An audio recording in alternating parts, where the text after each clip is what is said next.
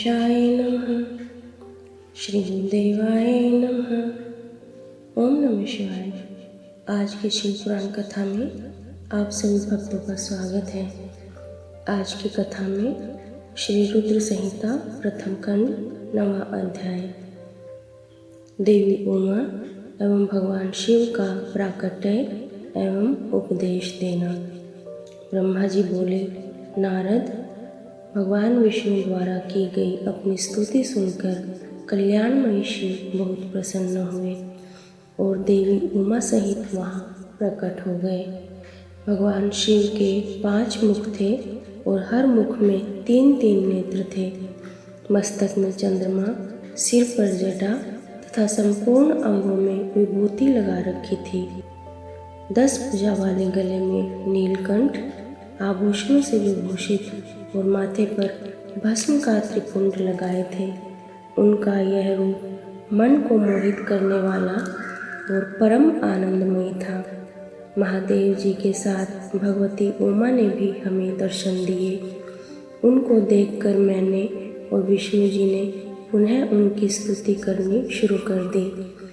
तब पापों का नाश करने वाले तथा अपने भक्तों पर सदा कृपा दृष्टि रखने वाले महेश्वर ने मुझे और भगवान विष्णु को श्वास से वेद का उपदेश दिया। तत्पश्चात उन्होंने हमें गुप्त ज्ञान प्रदान किया। वेद का ज्ञान प्राप्त कर कृतार्थ हुए विष्णु जी और मैंने भगवान शिव और देवी के सामने अपने दोनों हाथ जोड़कर नमस्कार किया तथा प्रार्थना की। विष्णु जी ने पूछा, हे देव, आप किस प्रकार प्रसन्न होते हैं तथा किस प्रकार आपकी पूजा और ध्यान करना चाहिए? कृपया कर हमें इसके बारे में बताएं तथा सदुपदेश देकर धन्य करें। ब्रह्मा जी कहते हैं, नारद, इस प्रकार श्री हरि की यह बात सुनकर अत्यंत प्रसन्न हुए कृपा निधान शिव ने प्रीतिपूर्वक यह बात की। श्री शिव बोले, मैं तुम दोनों की भक्ति से बहुत प्रसन्न हूँ। मेरे इसी रूप का पूजन व चिंतन करना चाहिए। तुम दोनों महाबली हो। मेरे दाएं बाएं अंगों से तुम प्रकट हुए हो। लोक पिता ब्रह्मा मेरे दाहिने पार्श्व से और पालनहार विष्णु मेरे बाएं पार्श्व से प्रकट हुए हो। मैं तुम पर भली भांति प्रसन्न हूँ और तुम्हें मनोवांछित फल देता हूँ। तुम दोनों की भक्ति सुदृढ़ हो। मेरी आज्ञा का पालन करते हुए ब्रह्मा जी आप जगत की रचना करें तथा भक्त विष्णु जी आप इस जगत का पालन करें। भगवान विष्णु बोले, प्रभु, यदि आपके हृदय में हमारी भक्ति से प्रीति उत्पन्न हुई है और आप हम पर प्रसन्न होकर हमें वर देना चाहते हैं, तो हम यही वर मांगते हैं कि हमारे हृदय में सदैव आपकी अनन्य एवं अविचल भक्ति बनी रहे। ब्रह्मा जी बोले, नारद, विष्णु जी की यह बात सुनकर भगवान शंकर प्रसन्न हुए। तब हमने दोनों हाथ जोड़कर उन्हें प्रणाम किया। शिव जी कहते हैं, मैं सृष्टि, पालन और संहार का करता हूँ। मेरा स्वरूप सगुण और निर्गुण है। मैं ही सच्चिदानंद निर्विकार पर ब्रह्म और परमात्मा हूँ। सृष्टि की रचना, रक्षा और प्रलय गुणों के कारण ही मैं ही ब्रह्मा, विष्णु और रुद्र नाम धारण कर 3 रूपों में विभक्त हुआ। मैं भक्त वत्सल हूँ और भक्तों की प्रार्थना को सदैव पूरा करता हूँ। मेरे इसी अंश से रुद्र की उत्पत्ति होगी। पूजा की विधि विधान की दृष्टि से हम में कोई अंतर नहीं होगा। विष्णु, ब्रह्मा और रुद्र तीनों एक रूप होंगे। इनमें भेद नहीं है। इनमें जो भेद मानेगा वह घोर नरक को भोगेगा। मेरा शिव रूप सनातन है तथा सभी का मूलभूत रूप है। यह सत्य ज्ञान एवं अनंत ब्रह्म है। ऐसा जानकर मेरे यथार्थ स्वरूप का दर्शन करना चाहिए। मैं स्वयं ब्रह्मा जी की भ्रुकुटी से प्रकट होऊंगा ब्रह्मा जी, आप सृष्टि के निर्माता बनो। श्री हरि विष्णु इसका पालन करें तथा मेरे अंश से प्रकट होने वाले रुद्र प्रलय करने वाले हैं। उमा नाम से विख्यात परमेश्वरी प्रकृति देवी हैं। इन्हीं की शक्तिभूता वाग देवी सरस्वती ब्रह्मा जी की अर्धांगिनी होंगी और दूसरी देवी जो प्रकृति देवी से उत्पन्न होंगी लक्ष्मी रूप में विष्णु जी की शोभा बढ़ाएंगी तथा काली नाम से जो तीसरी शक्ति उत्पन्न होगी वह मेरे अंशभूत रुद्रदेव को प्राप्त होगी। कार्य सिद्धि के लिए वे ज्योति रूप में प्रकट होंगी। उनका कार्य सृष्टि, पालन और संहार का संपादन है। मैं ही सृष्टि, पालन और संहार करने वाले रज आदि तीनों गुणों द्वारा ब्रह्मा, विष्णु और रुद्र नाम से प्रसिद्ध हो तीन रूपों में प्रकट होता हूँ। तीनों लोकों का पालन करने वाले श्रीहरि अपने भीतर तमोगुण और बाहर सत्वगुण धारण करते हैं। त्रिलोक का संहार करने वाले रुद्रदेव भीतर सत्वगुण और बाहर तमोगुण धारण करते हैं तथा त्रिभुवन की सृष्टि करने वाले ब्रह्मा जी बाहर और भीतर से रजोगुणी हैं। इस प्रकार ब्रह्मा, विष्णु और रुद्र तीनों देवताओं में गुण हैं तो शिव गुणातीत माने जाते हैं। हे विष्णु, तुम मेरी आज्ञा से सृष्टि का प्रसन्नतापूर्वक पालन करो।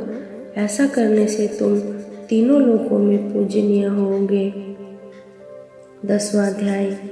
श्रीहरि को सृष्टि की रक्षा का भार एवं त्रिदेव को आयुर्बल देना। परमेश्वर शिव बोले, हे उत्तम व्रत का पालन करने वाले विष्णु, तुम सर्वदा सब लोकों में पूजनीय और मान्य होंगे। ब्रह्मा जी के द्वारा रचे लोक में कोई दुख या संकट होने पर दुखों और संकटों का नाश करने के लिए तुम सदा तत्पर रहना। तुम अनेकों अवतार ग्रहण कर जीवों का कल्याण कर अपनी कीर्ति का विस्तार करोगे। मैं तुम्हारे कार्यों में तुम्हारी सहायता करूँगा और तुम्हारे शत्रुओं का नाश करूँगा। तुम में और रुद्र में कोई अंतर नहीं है। तुम एक दूसरे के पूरक हो। जो मनुष्य रुद्र का भक्त होकर तुम्हारी निंदा करेगा उसका पुण्य नष्ट हो जाएगा और उसे नरक भोगना पड़ेगा। मनुष्यों को तुम भोग और मोक्ष प्रदान करने वाले और उनके परम पूज्य देव होकर उनका निग्रह, अनुग्रह आदि करोगे। ऐसा कहकर भगवान शिव ने मेरा हाथ विष्णु जी के हाथ में देकर कहा, तुम संकट के समय सदा इनकी सहायता करना तथा सभी को भोग और मोक्ष प्रदान करना तथा सभी मनुष्यों की कामनाओं को पूरा करना। तुम्हारी शरण में आने वाले मनुष्य को मेरा आश्रय भी मिलेगा तथा हम में भेद करने वाला मनुष्य नरक में जाएगा।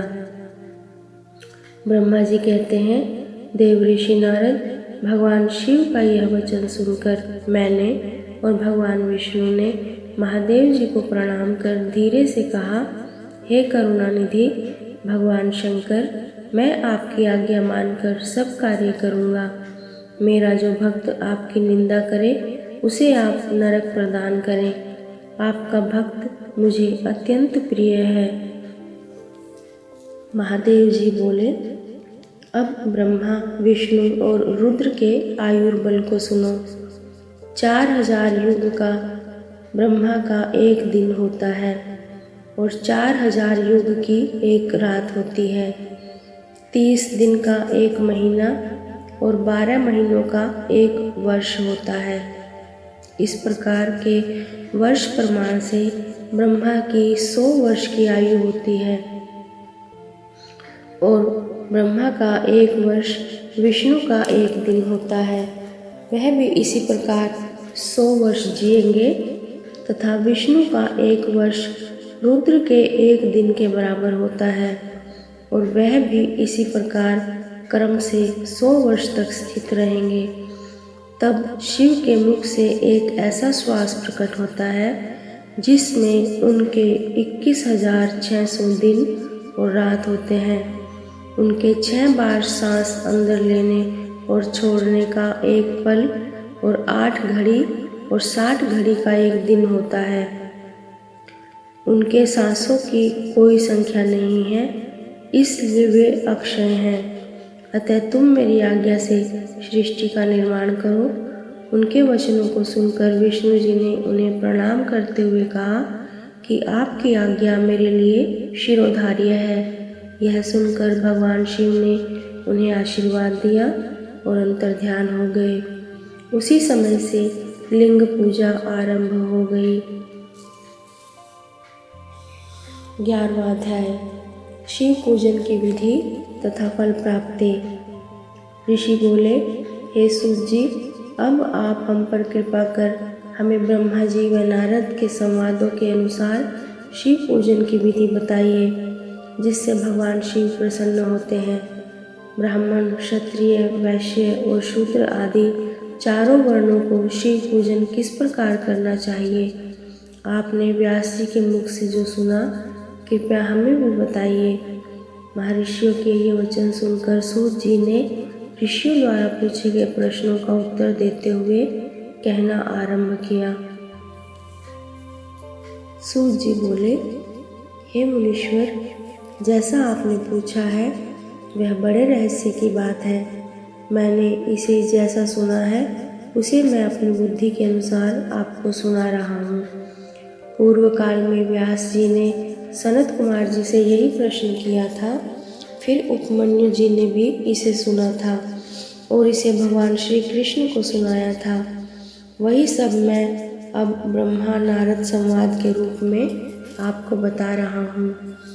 ब्रह्मा जी ने कहा, भगवान शिव की भक्ति सुखमय, निर्मल एवं सनातन रूप है तथा समस्त मनोवांछित फलों को देने वाली है।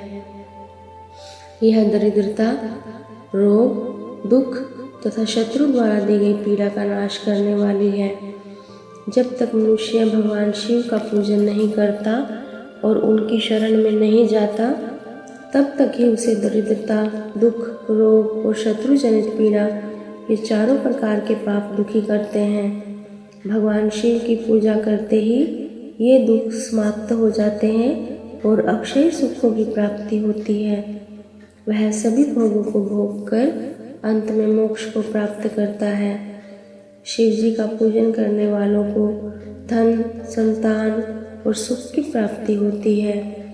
ब्राह्मण, क्षत्रिय, वैश्य और शूद्रों को सभी को कामनाओं तथा प्रयोजनों की सिद्धि के लिए विधि अनुसार पूजा उपासना करनी चाहिए। ब्रह्म मुहूर्त में उठकर गुरु तथा शिव का स्मरण करके तीर्थों का चिंतन एवं भगवान विष्णु का ध्यान करें। फिर मेरा स्मरण चिंतन करके स्तोत्र पाठ पूर्वक शंकर जी का विधि पूर्वक नाम ले। तत्पश्चात उठकर शौच क्रिया करने के लिए दक्षिण दिशा में जाएं तथा मल मूत्र त्याग करें।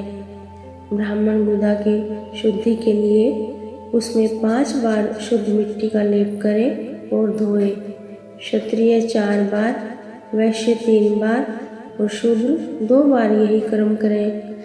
तत्पश्चात बाएं हाथ में 10 बार और दोनों हाथों में 7 बार मिट्टी लगाकर धोएं। प्रत्येक पैर में 3-3 बार मिट्टी लगाएं। स्त्रियों को भी इसी क्रम में करते हुए शुद्ध मिट्टी से हाथ पैर धोने चाहिए। ब्राह्मण को 12 अंगुल, क्षत्रिय को 11, वैश्य को 10 और रुद्र को 9 अंगुल की दातुन करनी चाहिए और शूद्र को 9 अंगुल की दातुन करनी चाहिए। षष्ठी, अमावस्या, नवमी, व्रत के दिन, सूर्यास्त के समय, रविवार और श्राद्ध के दिन दातुन न करें। तत्पश्चात जलाशय में जाकर स्नान करें तथा विशेष देश काल आने पर मंत्रोच्चार पूर्वक स्नान करें। फिर एकांत स्थान में बैठकर विधि पूर्वक संध्या करें तथा इसके उपरांत विधि विधान से शिव पूजन का कार्य करें। तदुपरांत मन को सुस्थिर करके पूजा गृह में प्रवेश करें तथा आसन पर बैठें। सर्वप्रथम गणेश जी का पूजन करें। उसके उपरांत शिव जी की स्थापना करें। 3 बार आचमन कर 3 प्राणायाम करते समय त्रिनेत्रधारी शिव का ध्यान करें। महादेव जी के 5 मुख, 10 भुजाएं और जिनकी स्फटिक के समान उज्ज्वल कांति है, सब प्रकार के आभूषण उनके श्रीअंगों को भूषित करते हैं तथा वे बागंबर बांधे हुए हैं। फिर प्रणव मंत्र अर्थात ओंकार से शिव जी की पूजा आरंभ करें। पाद्य, अर्घ्य और आचमन के लिए पात्रों को तैयार करें। 9 कलश स्थापित करें तथा उन्हें कुशाओं से ढककर रखें। कुशाओं से जल लेकर ही सबका प्रक्षालन करें। तत्पश्चात सभी कलशों में शीतल जल डालें। खस और चंदन को पाद्य पात्र में रखें। चमेली के फूल, शीतल चीनी, कपूर, बड़ की जड़ तथा तमाल का चूर्ण बना लें और आचमनीय के पात्र में डालें। इलायची और चंदन को तो सभी पात्रों में डालें। देवादिदेव महादेव जी के सामने नंदीश्वर का पूजन करें। गंध, धूप तथा दीपों द्वारा भगवान शिव की आराधना करें। सद्योजातम प्रपद्यामि मंत्र से शिव जी का आवाहन करें। ओम वामदेवाय नमः मंत्र द्वारा भगवान महेश्वर को आसन पर स्थापित करें। फिर ईशान सर्व विद्या नाम मंत्र से आराध्य देव का पूजन करें। पाद्य और आचमनीय अर्पित कर अर्घ्य दें। तत्पश्चात गंध और चंदन मिले हुए जल से भगवान शिव को विधि पूर्वक स्नान कराएं। तत्पश्चात पंचामृत से भगवान शिव को स्नान कराएं। पंचामृत के 5 तत्वों दूध, दही, शहद, गन्ने का रस तथा घी से नहलाकर महादेव जी के प्रणव मंत्र को बोलते हुए उनका अभिषेक करें। जलपात्रों में शुद्ध व शीतल जल लें।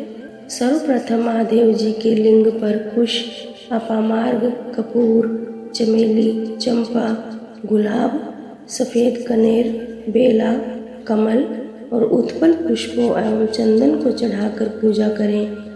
उन पर अनवरत जल की धारा गिरने की भी व्यवस्था करें।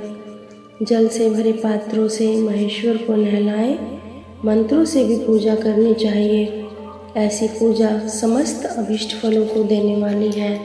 पावमान मंत्र, रुद्र मंत्र, नील रुद्र मंत्र, पुरुष सूक्त, श्री सूक्त, अथर्व शीर्ष मंत्र, शांति मंत्र, भारूड मंत्र, स्तंत्र साम, मृत्युंजय मंत्र एवं पंचाक्षर मंत्रों से पूजन करें। शिवलिंग पर 1 सहस्त्र या 100 जलधाराएं गिराने की व्यवस्था करें। स्फटिक के समान निर्मल, अविनाशी, सर्वलोकमय परम देव जो आरंभ और अंत से हीन तथा रोगियों की औषधि के समान है, जिन्हें शिव नाम से पहचाना जाता है एवं जो शिवलिंग के रूप में विख्यात हैं, उन भगवान शिव के मस्तक पर धूप, दीप, नैवेद्य और तांबूल आदि मंत्रों द्वारा अर्पित करें। अर्घ्य देकर भगवान शिव के चरणों में फूल अर्पित करें।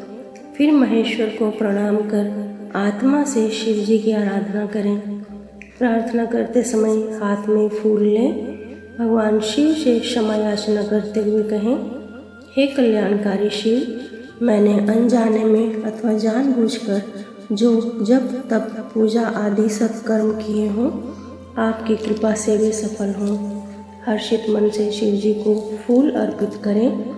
स्वस्ति वाचन कर अनेक आशीर्वाद ग्रहण करें। भगवान शिव से प्रार्थना करें कि प्रत्येक जन्म में मेरी शिव में भक्ति हो तथा शिव ही मेरे शरणदाता हों। इस प्रकार परम भक्ति से उनका पूजन करें।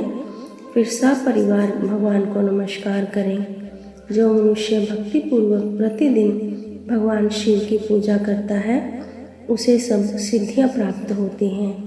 उसे मनोवांछित फलों की प्राप्ति होती है। उसके सभी रोग, दुख, दर्द और कष्ट समाप्त हो जाते हैं। भगवान शिव की कृपा से उपासक का कल्याण होता है। भगवान शंकर की पूजा से मनुष्य में सद्गुणों की वृद्धि होती है। यह सब जानकर नारद अत्यंत प्रसन्न होते हुए अपने पिता ब्रह्मा जी को धन्यवाद देते हुए बोले कि आपने मुझ पर कृपा कर मुझे शिव पूजन की अमृत विधि बताई है। शिव भक्ति समस्त भोग और मोक्ष प्रदान करने वाली है। 12वां अध्याय, देवताओं को उपदेश देना। नारद जी बोले, ब्रह्मा जी आप धन्य हैं, क्योंकि आपने अपनी बुद्धि को शिव चरणों में लगा रखा है। कृपया कर इस आनंदमय विषय का वर्णन सविस्तार पुनः कीजिए। ब्रह्मा जी ने कहा, हे नारद, एक समय की बात है, मैंने सब ओर से देवताओं और ऋषियों को बुलाया और क्षीर सागर के तट पर भगवान विष्णु की स्तुति कर उन्हें प्रसन्न किया।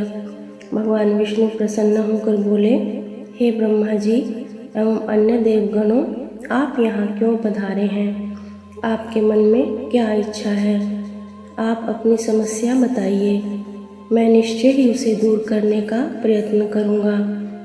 यह सुनकर ब्रह्मा जी बोले, हे भगवान, दुखों को दूर करने के लिए किस देवता की सेवा करनी चाहिए? तब भगवान विष्णु ने उनके प्रश्न का उत्तर देते हुए कहा, हे ब्रह्मा, भगवान शिव शंकर ही सब दुखों को दूर करने वाले हैं। सुख की कामना करने वाले मनुष्य को उनकी भक्ति में सदैव लगे रहना चाहिए। उन्हीं में मन लगाएं और उन्हीं का चिंतन करें। जो मनुष्य शिव भक्ति में लीन रहता है, जिसके मन में वे विराजमान है, वह मनुष्य कभी दुखी नहीं हो सकता। पूर्व जन्म में किए गए पुण्यों एवं शिव भक्ति से ही पुरुषों को सुंदर भवन, आभूषणों से विभूषित स्त्रियां, मन का संतोष, धन संपदा, स्वस्थ शरीर, पुत्र पौत्र, अलौकिक प्रतिष्ठा, स्वर्ग के सुख एवं मोक्ष प्राप्त होता है। जो स्त्री या पुरुष प्रतिदिन भक्ति पूर्वक शिवलिंग की पूजा करते हैं, उनको हर जगह सफलता प्राप्त होती है। वह पापों के बंधन से छूट जाता है। ब्रह्मा जी एवं अन्य गणों ने भगवान विष्णु के उपदेश को ध्यानपूर्वक सुना। भगवान विष्णु को प्रणाम कर कामनाओं की पूर्ति हेतु उन्होंने शिवलिंग की प्रार्थना की। तब श्री विष्णु ने विश्वकर्मा को बुलाकर कहा, हे मुने, तुम मेरी आज्ञा से देवताओं के लिए शिवलिंगों का निर्माण करो। तब विश्वकर्मा ने मेरी ओर श्रीहरि की आज्ञा को मानते हुए देवताओं के लिए उनके अनुसार लिंगों का निर्माण कर उन्हें प्रदान किया। मुनिश्रेष्ठ नारद, सभी देवताओं को प्राप्त शिवलिंगों के विषय में सुनो। सभी देवता अपने द्वारा प्राप्त लिंग की पूजा उपासना करते हैं।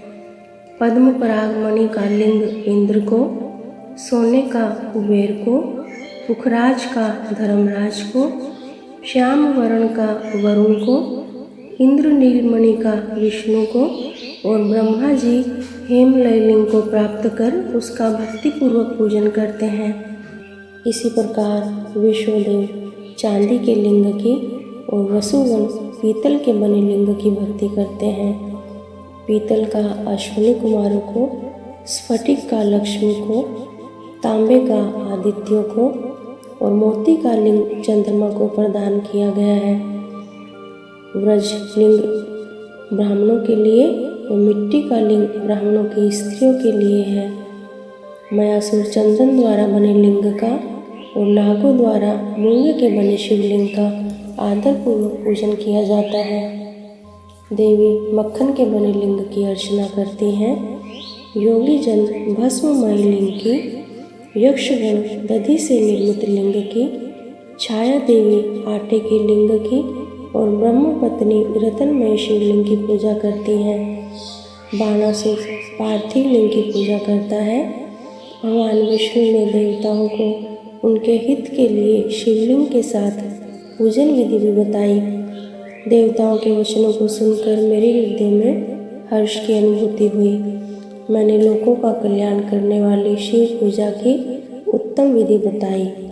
यह शिव भक्ति समस्त अभिष्ट फलों को प्रदान करने वाली है।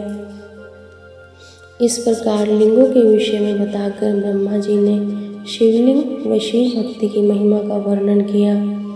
शिव पूजन भोग और मोक्ष प्रदान करता है।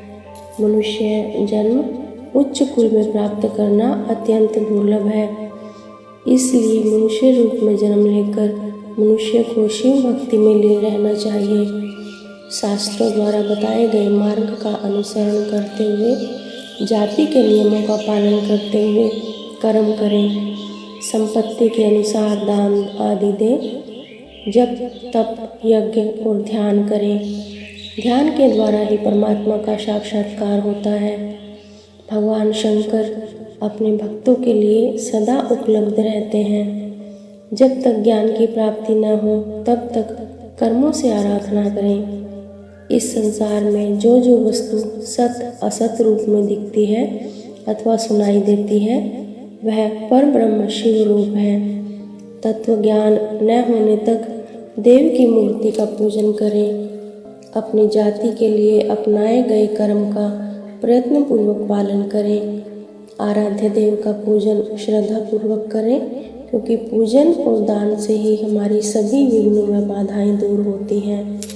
जिस प्रकार मैले कपड़े पर रंग अच्छे से नहीं चढ़ता परंतु साफ कपड़े पर अच्छी तरह से चढ़ता है, उसी प्रकार देवताओं की पूजा अर्चना से मनुष्य का शरीर पूर्णतः निर्मल हो जाता है। उस पर ज्ञान का रंग चढ़ता है और वह भेदभाव आदि के बंधनों से छूट जाता है। बंधनों से छूटने पर उसके सभी दुख दर्द समाप्त हो जाते हैं और मोह माया से मुक्त मनुष्य शिव पद प्राप्त कर लेता है। मनुष्य जब तक गृहस्थ आश्रम में रहे तब तक सभी देवताओं में श्रेष्ठ भगवान शंकर की मूर्ति का प्रेम पूर्वक पूजन करें। भगवान शंकर ही सभी देवों के मूल हैं। उनकी पूजा से बढ़कर कुछ भी नहीं है। जिस प्रकार वृक्ष की जड़ में पानी से सींचने पर जड़ एवं शाखाएं सभी तृप्त हो जाती हैं, उसी प्रकार भगवान शिव की भक्ति है। अतः मनोवांछित फलों की प्राप्ति के लिए शिव की पूजा करनी चाहिए। अभीष्ट फलों की प्राप्ति तथा सिद्धि के लिए समस्त प्राणियों को सदैव लोक कल्याणकारी भगवान शिव का पूजन करना चाहिए। ओम नमः शिवाय। आज की कथा में इतना ही। शेष कथा अगले भाग में। श्री शिवार्पणमस्तु।